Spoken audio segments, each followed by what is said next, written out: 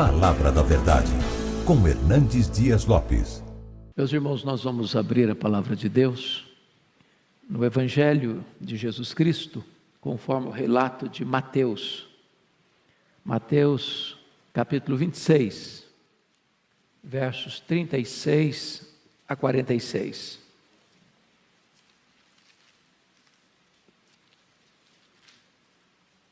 Mateus 26, 36 a 46. Jesus no Getsêmani. Está escrito: em seguida foi Jesus com eles a um lugar chamado Getsêmani e disse a seus discípulos: assentai-vos aqui enquanto eu vou ali orar. E levando consigo a Pedro e aos 2 filhos de Zebedeu, começou a entristecer-se e a angustiar-se.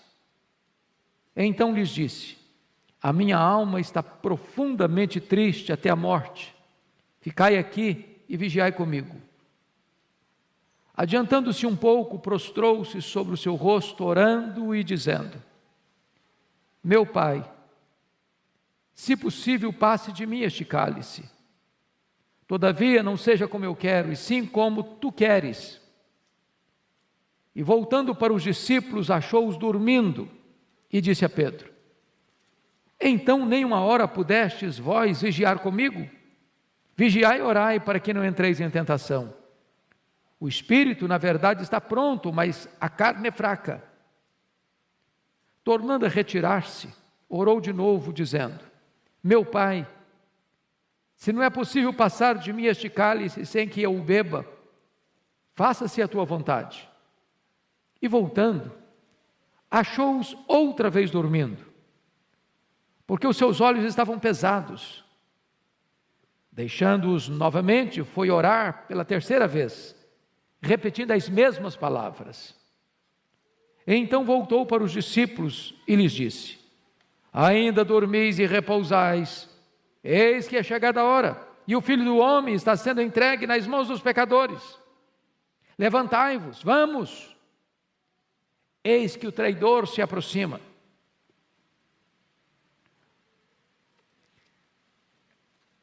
Meus amados irmãos, na terça-feira da chamada Semana da Paixão, somos informados pelo evangelista Marcos que os principais sacerdotes e os escribas tramavam a prisão de Jesus, a traição, com o propósito de matá-lo depois da festa da Páscoa. Muito provavelmente, foi nesta terça-feira que Jesus se reúne com os seus discípulos, a convite de Simão, o leproso, em sua casa, para um banquete, onde Maria, irmã de Marta e Lázaro, unge a sua cabeça e unge-o preparando-o para a sepultura. É provável que seja nessa terça-feira que, frustrado com o fato de Maria ter derramado aquele perfume caro sobre a cabeça de Jesus, avaliado em mais de 300 denários, e ele era ladrão e queria embolsar esse dinheiro, e que ele saiu dali de Betânia para ir a Jerusalém vender Jesus para o Sinédrio, para os membros principais do Sinédrio. E então, na quinta-feira, Jesus no cenáculo se reúne com os seus discípulos para celebrar sua última Páscoa e transicionar a Páscoa judaica para a Santa Ceia, o sacramento da ceia. E ali Jesus Cristo ensinou as lições mais preciosas para os seus discípulos. Falou para eles do céu, falou para eles da segunda vinda, falou para eles do derramamento do Espírito Santo, prometeu a eles a sua paz. Ali o Senhor Jesus Cristo lavou os pés dos seus discípulos. E ali no cenáculo, Satanás entrou em Judas, o traidor. Depois de inaugurar a nova aliança em seu sangue, instituindo a ceia, Jesus cantou um hino e saiu com seus discípulos naquela noite fatídica, quando o sinédrio tramava a sua morte, quando os bastidores eclesiásticos já conspiravam contra Jesus. Também Jesus alerta Pedro que naquela noite Pedro negaria. E então eles saem do Monte Sião, do cenáculo, descem as encostas, atravessam o Vale do Cedron e penetram no jardim do Getsêmani, lugar conhecido e costumeiro onde Jesus orava. Aquele local tinha ali oliveiras, ali também tinha prensa de azeite, as azeitonas eram esmagadas. E diz a Escritura que quando Jesus entra nesse jardim para a oração, ele deixa 8 dos seus discípulos para trás e chama Pedro, Tiago e João, diz: vem comigo. E aí ele abre o coração para eles. E aí ele admite para eles a sua angústia, a sua dor, a sua tristeza. E ali Jesus passa por aquilo que nós chamamos do vale mais profundo da dor e do sofrimento, seu Getsêmani. À guisa ainda de introdução, eu quero dizer a você que, embora usemos esse texto para retratar o vale da nossa dor, o Getsêmani foi único na vida de Jesus. Nenhum ser humano jamais terá condições sequer de entender plenamente o que Jesus enfrentou no Getsêmani. Nenhum ser humano jamais vai enfrentar a dor e o sofrimento que Jesus suportou no Getsêmani. Por mais atroz que seja a dor, por mais amarga que seja a angústia, por mais dolorosa e prolongada que seja a experiência de sofrimento que você venha a passar, jamais você e eu saberemos o que foi o sofrimento de Jesus.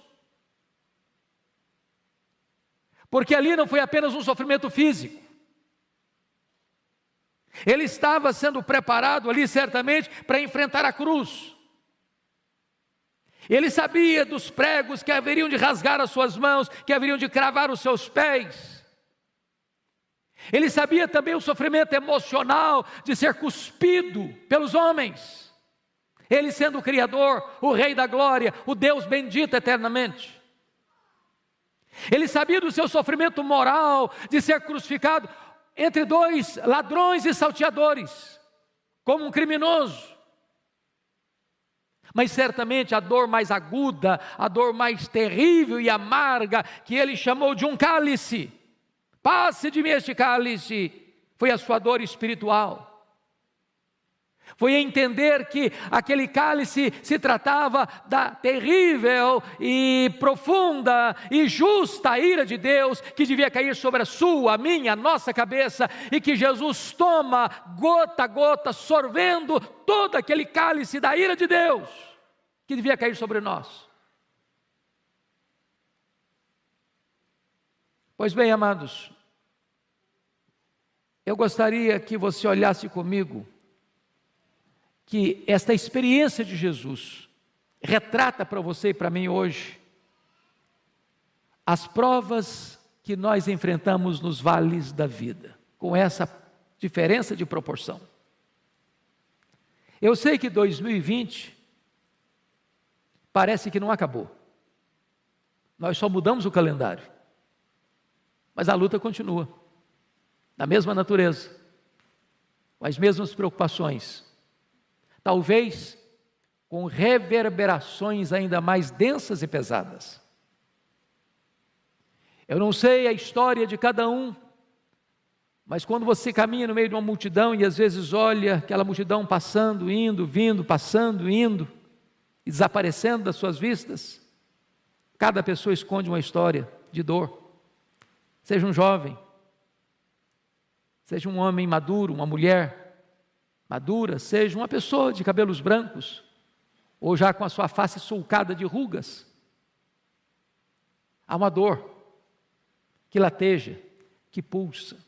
Eu não sei quais são as provas, eu não sei quais são suas dores, eu não sei quais são os seus dramas, eu não sei quais são as suas lutas, eu não sei quais são os seus vales, eu não sei qual é o seu Getsêmani. Mas eu queria hoje, à luz desse texto, olhar com você que tipo de provas nós enfrentamos nesse vale. Primeiramente, olha comigo o verso 38. Enfrentamos a tristeza e a angústia. Chama a sua atenção para o fato de que Jesus, ao entrar no Getsêmani, primeiro admite a sua angústia para si mesmo, no verso 37. E levando consigo a Pedro e aos 2 filhos de Zebedeu, começou a entristecer-se e angustiar-se. Aquela coisa pessoal, particular, do seu quarto fechado, que você não conta para ninguém. É aquele drama que você está vivendo, e só você e Deus sabem. Jesus começa a se angustiar. Ele não abriu o coração ainda. Ele está curtindo essa dor com ele mesmo. Mas em segundo lugar, olha comigo o verso 38. Ele admite a sua dor para os seus discípulos. Então lhes disse: a minha alma está profundamente triste até a morte. Ficai aqui e vigiai comigo.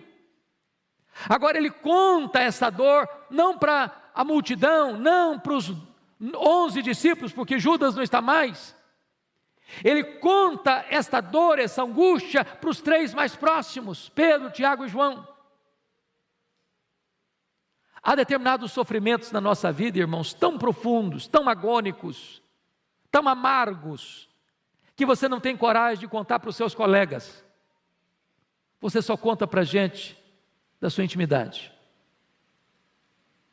Mas notem comigo, no verso 39, Jesus mostra agora esta angústia para o Pai. Adiantando-se um pouco, prostrou-se sobre o seu rosto, orando e dizendo: meu Pai, se possível passe de mim este cálice, todavia não seja como eu quero, e sim como tu queres. Agora ele coloca essa angústia diante do Pai. Ele enfrenta com ele mesmo, conta para os seus discípulos mais próximos, e agora conta para o Pai. Meus amados irmãos, Jesus passou tristezas no seu ministério. Ele ficou triste e chorou com a morte de Lázaro. Ele se entristeceu e chorou quando ele entrou em Jerusalém. Mas agora Jesus está revelando a sua humanidade e evidenciando a sua tristeza no seu Getsêmani. Ele começa a se entristecer. Ele confessa a sua tristeza. Ele chama e clama: se possível passe de mim esse cálice. Ele ora 3 vezes para que isso aconteça. Então eu quero afirmar a você que está aqui hoje, talvez passando por lutas na sua vida, na sua casa, que a tristeza e o sofrimento e a angústia não é uma coisa estranha à vida cristã. Mas talvez você pergunte: por que Jesus estava angustiado? Qual era a causa?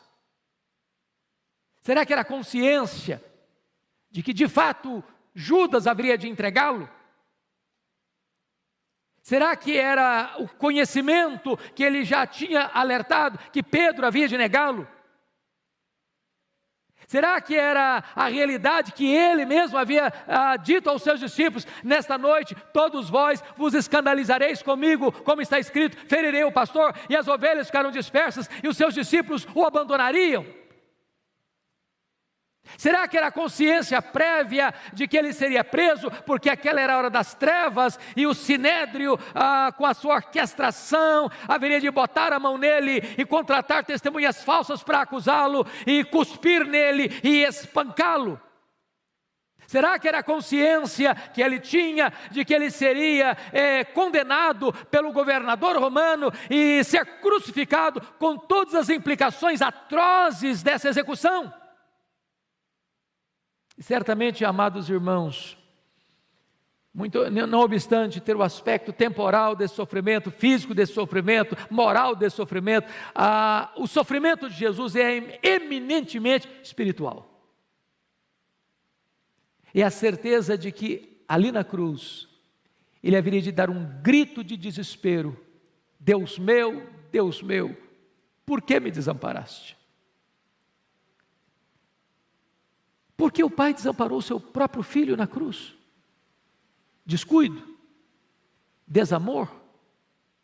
Falta de solidariedade? Talvez esteja aqui, irmãos, o maior mistério do quanto Deus nos amou.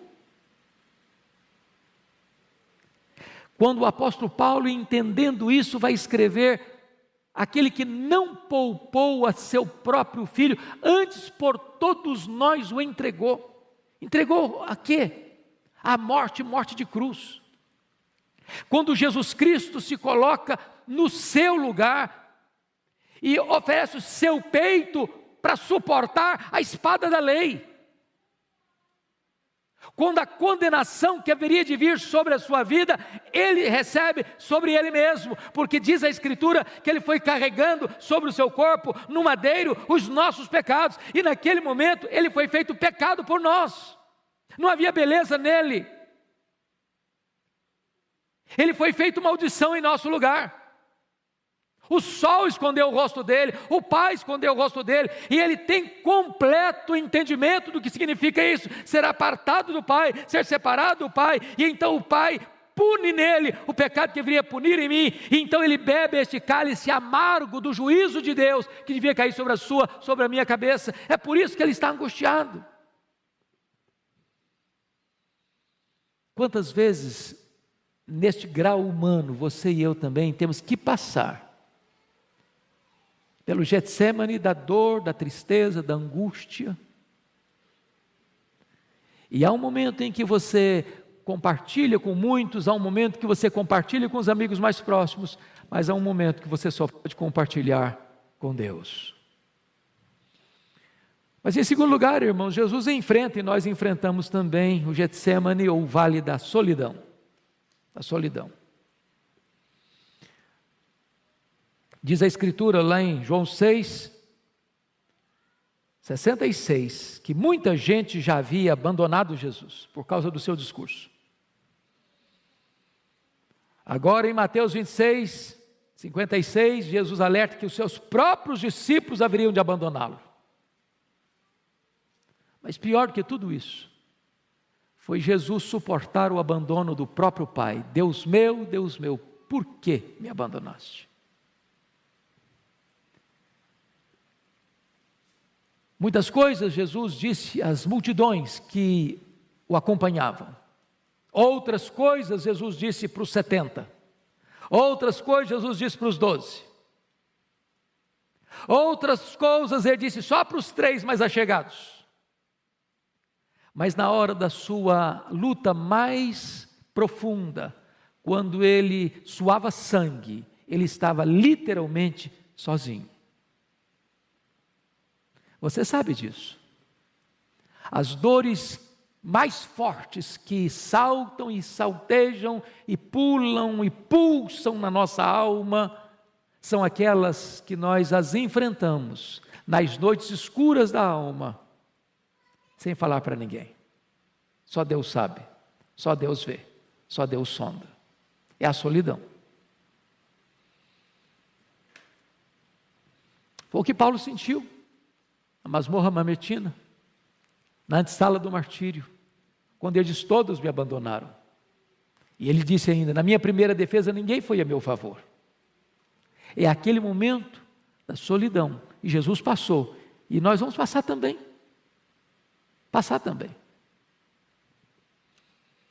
Mas notem comigo, amados, uma terceira coisa. Jesus enfrentou o vale, a prova, o Getsemane da ingratidão. Se você parar para imaginar que Jesus chama Judas Iscariotes como um apóstolo, se você imaginar que Jesus capacita este homem, treina este homem para pregar, e ele prega.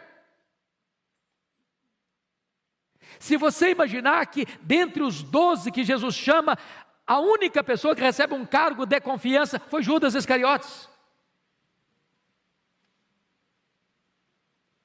Se você parar para imaginar que até mesmo na hora em que Jesus sabe que Judas é um ladrão, que Judas é do diabo, que Judas vai traí-lo, que Judas já o vendeu para o sinédrio, ainda Jesus lava os seus pés.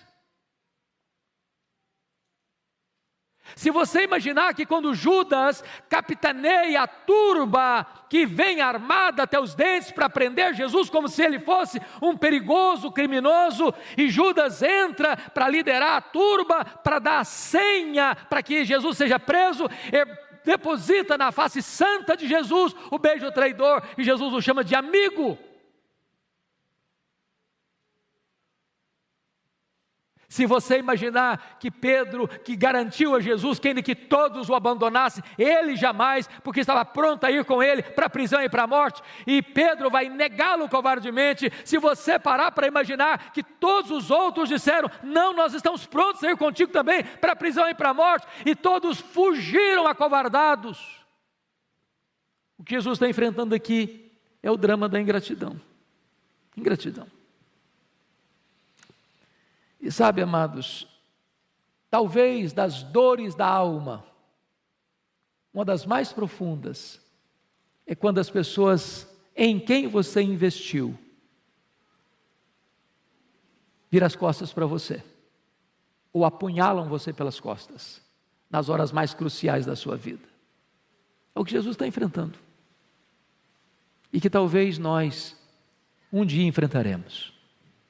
Mas a questão básica que eu quero destacar não é nem as provas, mas é como vencer essas provas.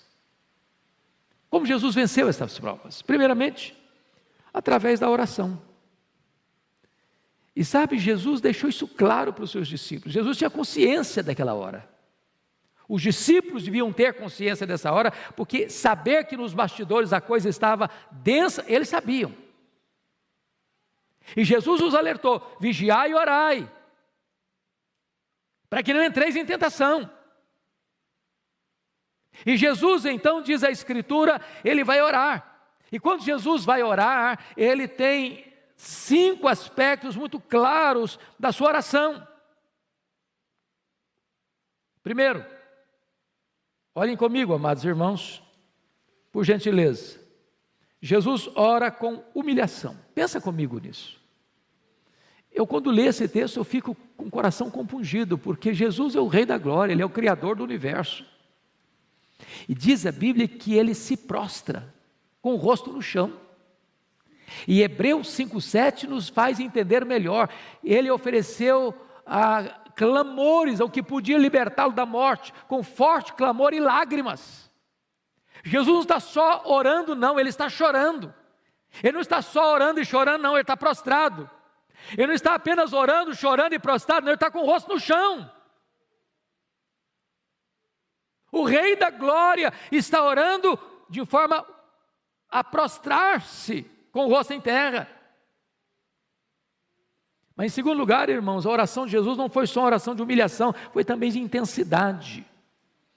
Porque se você olha o relato de Lucas, Lucas disse que no segundo período de oração, foram 3, a agonia dele, aliás, na segunda período da oração, o anjo veio para consolá-lo, mas o anjo não veio para consolá-lo no sentido de livrá-lo da batalha, mas de fortalecê-lo para a batalha mais renhida ainda. Porque no terceiro período, ele já não chora só mais não, agora ele sua sangue, agora ele molha o chão não só com as suas lágrimas, mas também com o seu sangue, numa oração intensa. Mas em terceiro lugar, a oração de Jesus foi perseverante, ele orou 1, ele orou 2, ele orou 3 vezes. E Mateus nos informa que ele orou não apenas 3 meses, mas ele repetiu as mesmas palavras. Que palavras? Pai, se possível, passe de mim este cálice. Pai, se possível, passe de mim este cálice. Mas talvez quando você lê, é uma frase. É uma frase. Mas o primeiro período de oração de Jesus durou pelo menos 1 hora, porque a queixa de Jesus com Pedro foi essa: nem 1 hora pudeste vigiar. Nem 1 hora. Eu não sei se você tem o hábito de orar, mas se você não tem, experimente dobrar os seus joelhos e orar 1 hora ininterruptamente. Sabe o que vai acontecer? Você não vai ter assunto. Não vai ter. Quem não tem o hábito de orar, ora 5 minutos, não tem mais nada para falar.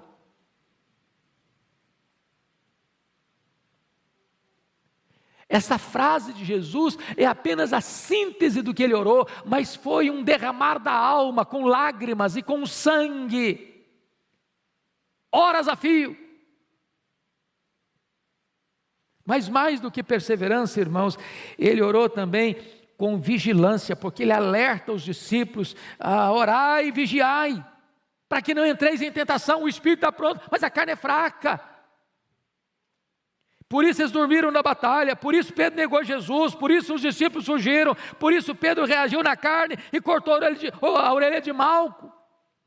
E sabe, irmãos, nós não estamos preparados para enfrentar a tentação, nem a perseguição do mundo, a não ser que nós oremos.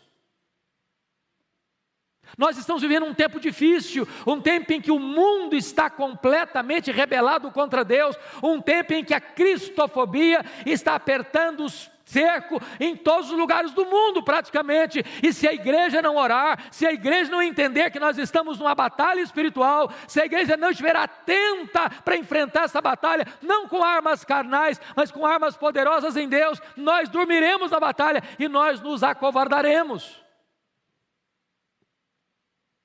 Mas mais do que isso, irmãos, Jesus orou com submissão. Não seja feita a minha vontade, Pai, mas a tua vontade.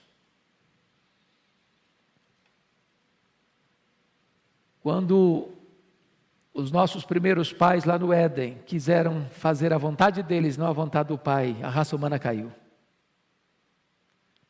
Mas quando Jesus disse, não seja a minha vontade, mas a tua vontade, e submeteu a vontade eterna do Pai, então os pecadores podem ser redimidos, e redimidos pelo sangue do Cordeiro.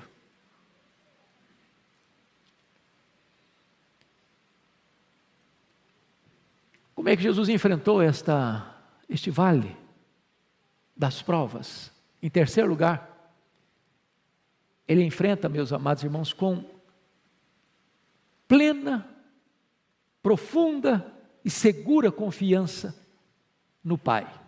É Marcos 14:36 que nos informa isso, que Jesus se dirigiu ao Pai chamando de Abba Pai. Só Marcos nos informa isso. E esta é uma expressão que poderia ser a mesma de um filho pequeno se dirigindo ao seu pai, dizendo papai. Naquela confiança segura, plena, no descanso, de que o pai está no controle, de que o pai sabe o que faz, de que o pai não vai desamparar, que o pai não vai deixá-lo só. Tem horas, irmãos queridos, que esta confiança em Deus é que nos dá a vitória nas provas da vida. É você saber que você pode estar fraco, você não tem força em você mesmo, mas você diz, Abba Pai, Paizinho, eu sei que Tu me conheces, eu sei que Tu me amas, eu sei que o Teu plano é perfeito, eu sei que Tu estás comigo, eu sei que Tu não vais me desamparar, eu sei que Tu vais me restaurar, eu sei que Tu vais me dar força, e então você diz, Abba Pai, confiança, segurança. Mas em terceiro lugar, irmãos, Jesus enfrenta este vale da prova buscando solidariedade. Preste bem atenção nisso. Jesus era perfeitamente Deus, Jesus era perfeitamente homem.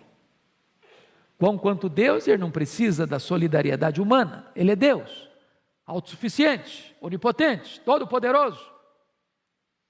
Ele chegou a dizer para Pedro, quando sacou a espada para decepar a orelha de Malco, guarda essa espada, se eu precisasse de ajuda eu rogaria ao Pai, Ele me mandaria aqui mais de 12 legiões de anjos, mais de 72 mil anjos. Mas conquanto o homem, expressando a sua completa natureza humana, ele pediu solidariedade, ficai comigo, vigiai comigo. Há momentos, irmãos, que nós enfrentamos lutas também. E nestas horas nós precisamos ter a coragem de fazer o que Jesus fez. Fica comigo. Vigia comigo. Eu preciso de você. Preciso da sua companhia. Precisa da sua presença. Foi o que Paulo fez com Timóteo. Ó Timóteo, procura vir ter comigo depressa. Eu preciso de um ombro amigo. Eu preciso de alguém do meu lado. Venha rápido, venha no inverno. Quando você vier, traz o Marcos com você. Eu preciso de gente do meu lado.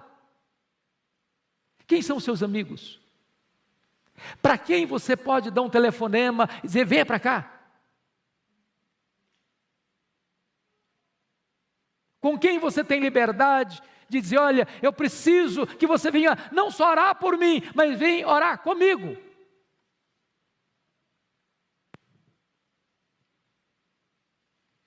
Pois bem, amados, mas Jesus enfrenta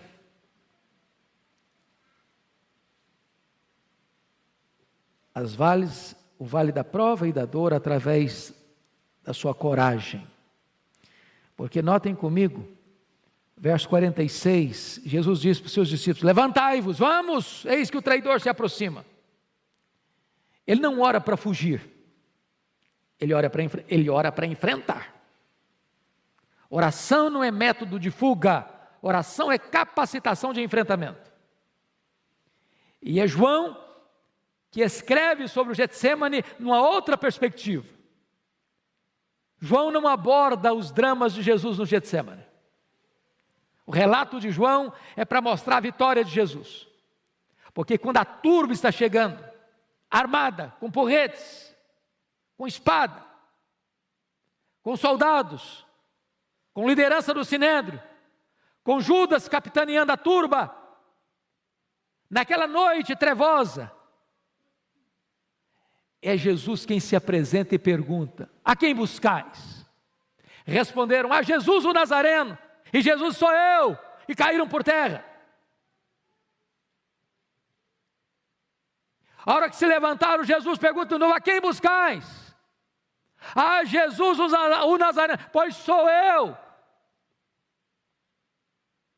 Em outras palavras, meus irmãos, quando Jesus se levanta do seu terceiro período de oração, não tem mais angústia, não tem mais choro, não tem mais sangue sendo derramado no chão de suor. Tem coragem, tem determinação, tem preparo, tem enfrentamento. Você não vai notar nenhuma palavra de Jesus mais de angústia. Ele vai ser cuspido, ele vai ser esbordoado no sinédrio, ele vai ser condenado e açoitado no pretório romano, ele vai carregar um lenho maldito sobre as ruas de Jerusalém, ele vai ser crucificado. Não tem uma palavra sequer onde ele demonstra a sua tristeza. Sofrimento sim, tenho sede, mas triunfo, vitória, segurança, vitória e determinação. E ele encerra dizendo, está consumado, Pai, nas tuas mãos eu entrego o meu espírito. Amados irmãos, é muito importante você entender isso, que nós precisamos de orar para termos coragem, coragem. Eu li há pouco tempo uma frase muito curiosa, são esse tipo de sabedoria popular, na carroceria, na traseira de um caminhão, no paralama de um caminhão. E a frase era essa: se correr, o bicho pega, se ficar, o bicho come, mas se orar, o bicho foge.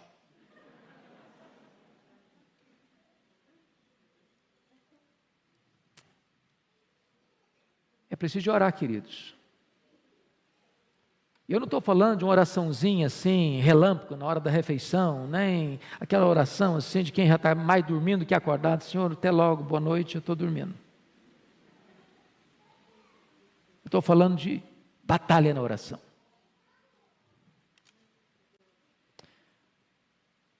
Louvado seja Deus, o Senhor Jesus, conforme Lucas 22, 43, recebe também o consolo do Pai. Vem um anjo para consolá-lo. Eu quero dizer para você que se a luta é grande, se a prova é profunda, se o vale é escuro, se você está passando pela prova, se a sua família está passando pela prova, eu quero dizer a você que Deus é o Deus também que traz consolo. Ele enxuga as lágrimas, Ele apruma você, Ele anima você, Ele prepara você, Ele equipa você para enfrentar suas lutas. Você não está sozinho. Você é fraco, mas Deus é forte. Você não tem força, mas Ele fortalece os seus braços e adestra os seus braços para a batalha. Você não tem coragem, mas é Ele quem dá coragem para você. E mais tarde o Senhor derramou o seu Espírito, e aqueles homens acovardados viraram gigantes. E esse mesmo Espírito que deu coragem àqueles homens lá, está entre nós, está dentro de nós, está sobre nós, e Ele vai nos capacitar a enfrentar os desafios de 2021, os desafios daqui para frente, em nome de Jesus.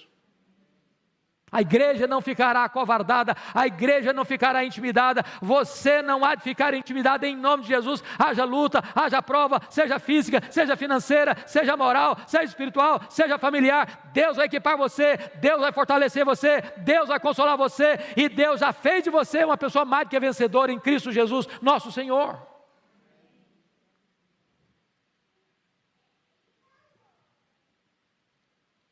Eu quero concluir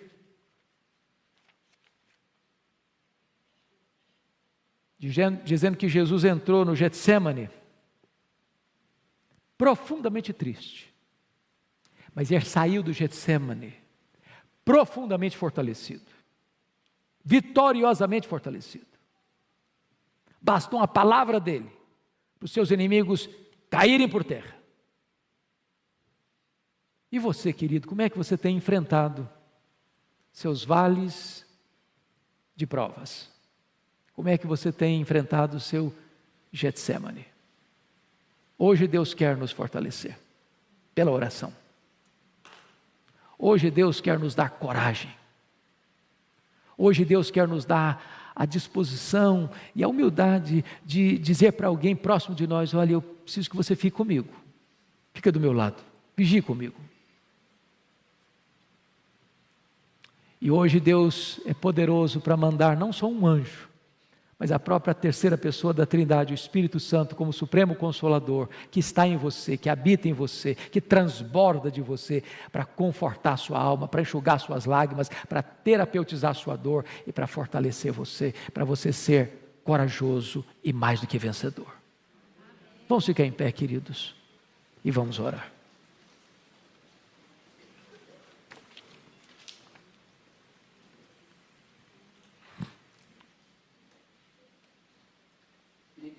E por um instante os seus olhos e trouxesse à sua mente, à sua memória, quais são as lutas que você e a sua família estão enfrentando neste começo de ano. Quais são seus temores? O que é que tem preocupado você, tirado o seu sono?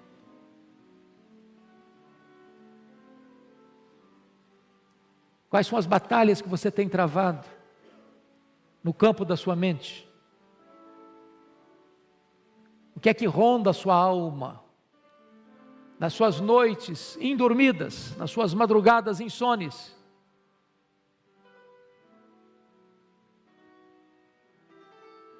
Muito embora nós jamais enfrentaremos um Getsêmani com a mesma natureza daquele que Jesus enfrentou, nós também passamos pelos nossos vales. E como Jesus enfrentou, seus princípios são os mesmos para nos dar vitória. E hoje eu gostaria que você saísse daqui, meu amado irmão, não como alguém acovardado, não como alguém com medo, não como alguém que está anteriormente já derrotado pelas circunstâncias, mas entender uma coisa: o Abba Pai, o seu Pai, está no controle, Ele ama você, Ele cuida de você, Ele sabe o que você está passando, e Ele é poderoso para consolar você e dar vitória a você nessas lutas e nessas provas. Senhor Deus, em nome de Jesus, nós oramos para que Tu tragas consolo para a nossa alma, força, ânimo para o nosso coração. Tu bem conheces as lutas que cada pessoa aqui vive e passa. Aquelas, Deus, que muitas vezes nem sequer são compartilhadas com um amigo mais próximo, mas Tu conheces. Em nome de Jesus, segura firme na nossa mão. Adestra as nossas mãos para a batalha, Senhor. Fortalece a tua igreja. Anima a tua igreja. Ensina-nos, Deus, a orar. Orar e orar. Ensina-nos, Deus, a termos vitórias na oração. Para que ao entrarmos no nosso Getsemane, embora tristes e abatidos, saiamos dele, Senhor, encorajados e vitoriosos. Abençoa a tua igreja, abençoa o teu povo, aqueles que estão nos acompanhando, Deus, nos diversos lugares do mundo, onde cada um estiver, põe a tua mão de graça, de poder e de restauração. É a nossa oração em nome de Jesus. Amém.